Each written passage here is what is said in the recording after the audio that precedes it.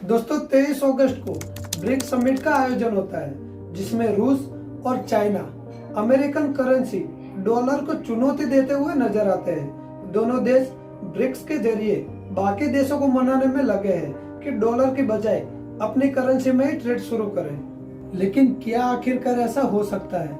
क्योंकि दुनिया के सबसे ताकतवर देश अमेरिका को चुनौती मिल रही है, और ये चुनौती रूस और चीन से मिल रही है, क्योंकि ये दोनों देश अमेरिकन डॉलर की बादशाहत को खत्म करना चाहते हैं। क्योंकि इन दोनों देशों का मानना है कि हर देश के पास अपनी करेंसी है, तो फिर अमेरिकन डॉलर से ट्रेड क्यों होती है, जबकि हर देश को अपनी करेंसी में ट्रेड करना चाहिए। और इस मुद्दे को ब्रिक्स में उठाया जा रहा है। ब्रिक्स यानी कि वो 5 देश का समूह जिसमें ब्राजील, रशिया, चाइना, इंडिया और साउथ अफ्रीका आता है। और दोस्तों इसमें 6 और नए देश भी जुड़ गए हैं, जिसमें सऊदी अरब, यूएई, ईरान, इथियोपिया, मिस्र और अर्जेंटीना शामिल है। यानी कि कुल 11 देशों का समूह बन गया है। लेकिन ये दोनों देश अमेरिकन डॉलर की बादशाहत को क्यों खत्म करना चाहते हैं, तो इस वीडियो को डिटेल से जानते हैं। तो नमस्कार दोस्तों, मैं हूँ दिलीप परमार और आप देख रहे हैं HDJ knowledge channel. Russia Ukraine शुरुआत में जिस तरह अमेरिका और पश्चिमी देशों ने रूस पर कड़े आर्थिक प्रतिबंध लगाए, उसके बाद में अमेरिका पर यह आरोप लगना शुरू हो गया कि अमेरिका अपने डॉलर का इस्तेमाल एक हथियार के तौर पर कर रहा है। ग्लोबल सेंट्रल बैंक में डॉलर का शेयर 60% है और दुनिया भर में होने वाली 70% ट्रेड अमेरिकन डॉलर से होती है। और इसी फाइनेंशियल पावर होने के कारण अमेरिका कई देशों पर कड़े आर्थिक प्रतिबंध लगाते आया है। रूस, ईरान समेत कई देशों पर लगे कड़े आर्थिक प्रतिबंधों ने दूसरे देशों को भी सोचने पर मजबूर किया कि किसी कारणों के चलते अमेरिका से कोई अनबन होती है तो ये कानून उन पर भी लागू हो सकता है और रशिया की तरह उनकी भी अर्थव्यवस्था चौपट हो सकती है। रूस पर लगा आर्थिक प्रतिबंध साफ तौर पर ये दर्शाता है कि दुनिया में किसी एक देश की करेंसी का प्रभुत्व किसी देश को कितना पावरफुल बना सकता है। रूस दुनिया के सबसे बड़े कोल, ऑयल और गैस के उत्पादक देशों में से एक है और इस पर लगे कड़े आर्थिक प्रतिबंधों ने इससे व्यापार करने वाले हर देशों पर भी प्रभाव रखा है।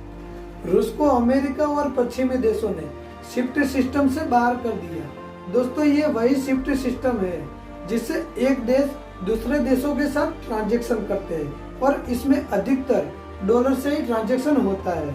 यही वजह है कि अमेरिका आए दिन इस सिस्टम से लेन देन करने वाले देशों पर अपनी मनमानी करता आ रहा है। दोस्तों आपको बता दे, रूस से पहले 2012 में ईरान ने एक परमाणु परीक्षण किया था, जिसकी वजह से अमेरिका ने उसे शिफ्ट सिस्टम से बाहर कर दिया और ईरान ने जो भी तेल बेचा था उसका भुगतान उसको नहीं मिल पाया और इसी कारणों के चलते ईरान की अर्थव्यवस्था भी चौपट हो गई।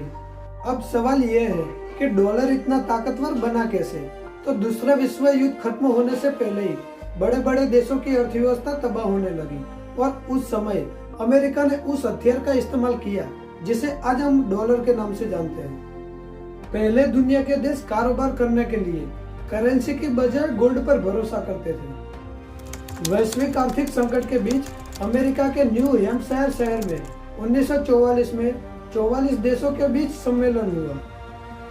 इस समझौते में 2 बड़े फैसले हुए, जिसमें पहला है ब्रेटन वुड्स समझौता और दूसरा वर्ल्ड बैंक और इंटरनेशनल मॉनेटरी फंड। लेकिन इसमें सबसे अहम फैसला था वो ब्रेटन वुड्स समझौता, जिसके तहत डॉलर को ग्लोबल करेंसी की मान्यता दी गई।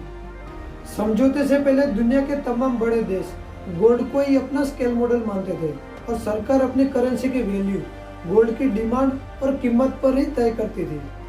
ब्रेटन समझौते के साथ ये तय हुआ कि अमेरिकन डॉलर ही सभी करेंसी का एक्सचेंज रेट तय करेगा। अब डॉलर इसीलिए क्योंकि उस समय अमेरिका के पास ही दुनिया का सबसे ज्यादा सोना था। आज डॉलर दुनिया की सबसे ताकतवर करेंसी है क्योंकि दुनिया के 90% ट्रेड डॉलर से होती है, जबकि 40% कर्ज भी डॉलर से दिया जाता है। अमेरिकन गवर्नमेंट के आंकड़ों के मुताबिक अमेरिका में दिसंबर 2022 तक 2.25 ट्रिलियन डॉलर की करेंसी सर्कुलेशन में है। IMF के अनुसार मार्च 2023 तक दुनिया भर के केंद्रीय बैंकों में 12 ट्रिलियन डॉलर से भी ज्यादा विदेशी मुद्रा रखी गई है, जबकि उसमें से 6.5 लाख अरब डॉलर तो अमेरिकन करेंसी है। इसके बाद यूरो है, जिसकी अमेरिकन डॉलर में वैल्यू 2.2 ट्रिलियन डॉलर होती है। अब चीन की करेंसी युआन तीसरे नंबर पर आती है, यानी कि दुनिया के केंद्रीय बैंकों में सबसे ज्यादा रहने वाली करेंसी अमेरिकन डॉलर, जबकि दूसरे नंबर पर यूरो है। अब तीसरे नंबर पर चीन की करेंसी युआन ही है। युआन की वैल्यू 228 अरब डॉलर से भी ज्यादा है। इसके बाद जापान के येन और ब्रिटेन के पाउंड है। अमेरिकन डॉलर दुनिया की सबसे मजबूत करेंसी है।